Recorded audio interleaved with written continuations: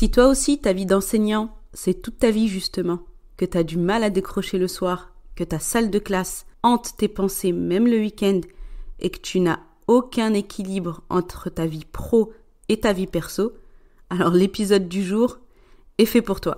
Bienvenue sur Enseigner, c'est pas sorcier, le podcast qui aide les enseignants à exercer leur métier avec passion et sérénité. Je suis Samer, enseignante depuis 16 ans et psychopraticienne. Et ma mission avec ce podcast, c'est de t'aider à bien gérer ta classe, à accompagner tes élèves, même ceux qui ont des profils différents, et surtout, à t'épanouir en tant que prof. Chaque semaine, je te partage mes conseils, mes astuces, des outils et aussi des retours d'expérience d'autres professeurs afin de t'inspirer et de te sentir soutenu. Ici, c'est comme une salle des profs. On est entre nous, dans la bienveillance et le respect, au service d'une mission commune, l'éducation des enfants, qui sont les adultes de demain. Alors, pour que ta vocation continue de rimer avec passion et motivation, et pas avec pression ou dépression, installe-toi confortablement. C'est parti. Bienvenue dans cet épisode dédié à un défi que connaissent bien les enseignants. L'équilibre entre vie professionnelle et vie personnelle. Si tu es à la recherche de stratégies pour mieux gérer ton temps, préserver ton bien-être et maintenir une vie personnelle épanouissante tout en exerçant ta passion, tu es au bon endroit. En tant qu'enseignant, ton dévouement envers tes élèves est incontestable. Mais malgré tout, il est essentiel de prendre soin de toi pour être pleinement efficace et épanoui dans ta carrière.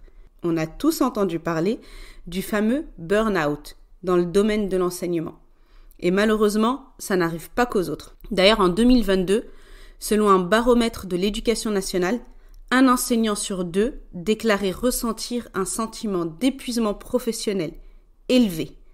Donc c'est vraiment hyper important de prévenir cette situation en adoptant des habitudes de gestion du temps et de bien-être dès à présent.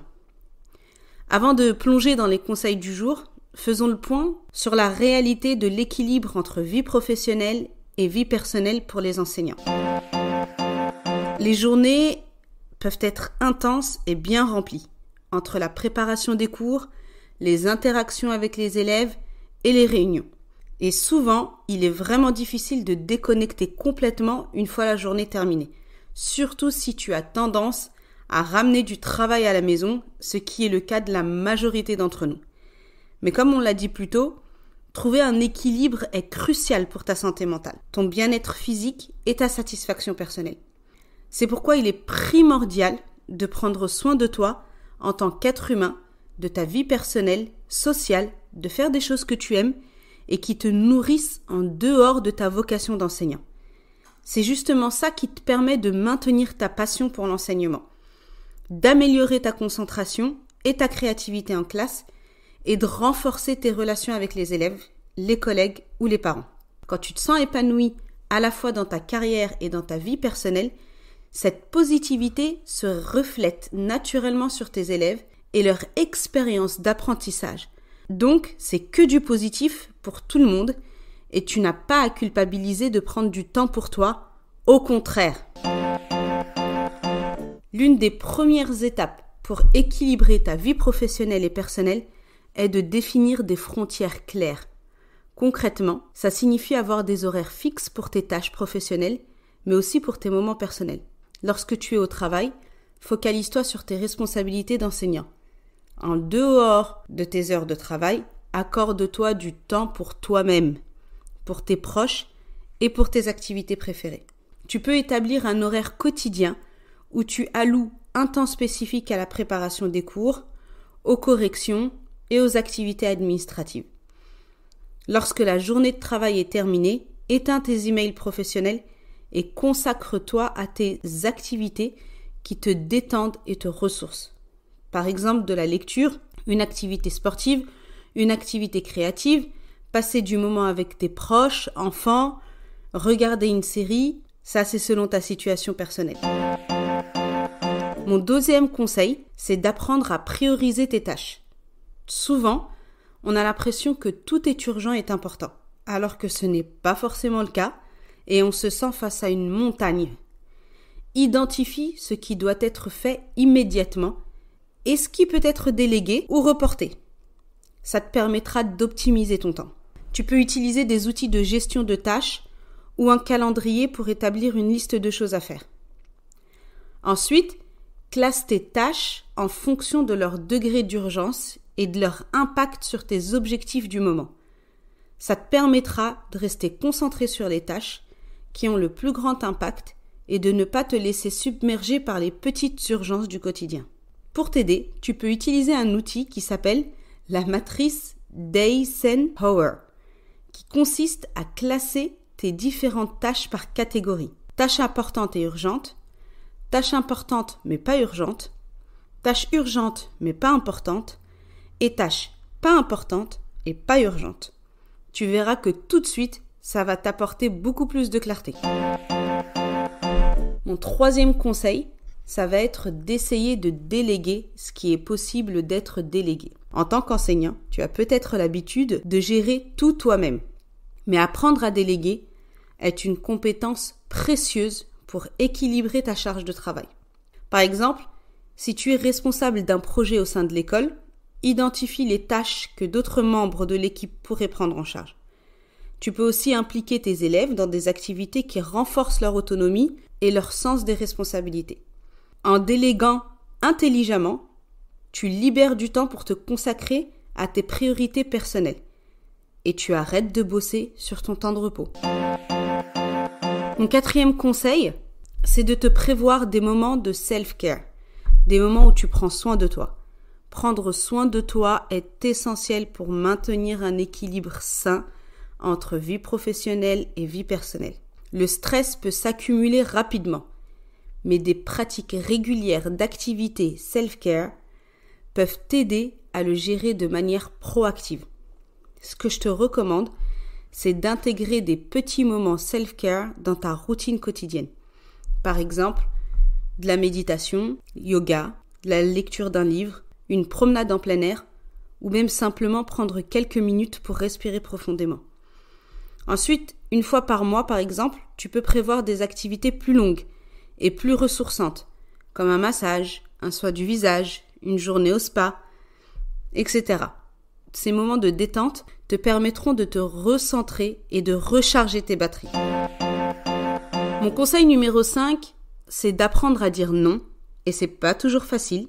En tant qu'enseignant, il est naturel d'avoir le désir d'aider et de s'impliquer dans de nombreuses activités. Mais tu peux rapidement tomber dans un cercle vicieux sans t'en rendre compte, où tu dis oui à tout et ça entraîne un vrai déséquilibre dans ta vie perso et pro. Alors apprends à dire non de manière respectueuse lorsque tu sens que cela pourrait compromettre ton équilibre personnel et ne culpabilise surtout pas de le faire. Tu es un être humain, pas un robot. Donc tu as besoin de moments pour souffler et c'est tout à fait normal. Si tu es sollicité pour participer à un projet qui pourrait empiéter sur ton temps personnel, prends le temps de considérer si tu as la capacité de t'engager. Prends le temps. Si ce n'est pas le cas, explique poliment que tu apprécies l'opportunité, mais que tu es déjà engagé dans d'autres responsabilités. Prioriser tes engagements te permettra de donner le meilleur de toi-même là où cela compte vraiment. Mon 6e conseil, c'est de planifier des moments de qualité avec tes proches et de t'engager à les honorer. Trouver l'équilibre ne signifie pas simplement diviser ton temps entre travail et repos. Planifie des moments de qualité avec tes proches où tu peux te déconnecter totalement du travail et te concentrer sur les relations qui te sont chères. J'ai remarqué que souvent, quand on est enseignant, la vie sociale en prend un coup. Surtout les premières années, parce qu'on est hyper impliqué dans ce nouveau rôle d'enseignant. Mais vraiment, c'est important de ne pas t'isoler de tes proches et de passer du temps avec des personnes avec qui tu parles d'autre chose que d'enseignement. Tu peux réserver des plages horaires spécifiques pour des activités avec ta famille et tes amis. Par exemple, tous les vendredis soirs ou samedis soirs. Cela pourrait être une soirée de jeu en famille, une sortie entre amis ou même une soirée cinéma en solo si tu as besoin de recharger tes batteries seul. Notamment si tu es introverti et que tu es épuisé après une semaine avec tes élèves. Ces moments de qualité renforcent tes liens personnels et te rappellent l'importance de ta vie en dehors du travail, et ça c'est vraiment important pour le moral. Enfin, mon dernier conseil, c'est de rester flexible et bienveillante envers toi-même.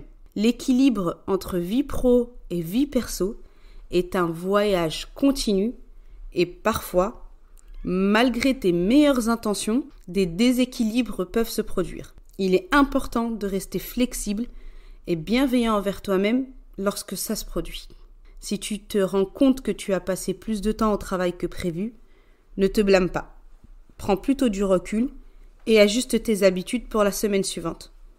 La bienveillance envers toi-même est essentielle pour maintenir un équilibre durable.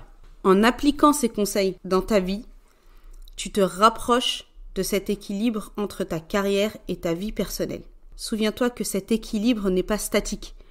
Il peut évoluer en fonction des saisons de ta vie. Le plus important est de maintenir une conscience constante de tes besoins et de t'accorder le temps et l'espace nécessaires pour te sentir épanoui à la fois dans ta carrière et dans ta vie personnelle. Prends soin de toi. N'oublie pas de t'abonner au podcast pour ne pas rater les prochains épisodes et on se retrouve la semaine prochaine. Merci d'avoir écouté cet épisode d'Enseigner, c'est pas sorcier jusqu'à la fin. Si tu l'as apprécié, je t'invite à le partager à d'autres enseignants et enseignantes. Et pour ne pas rater les prochains épisodes, abonne-toi au podcast sur ta plateforme préférée. À bientôt!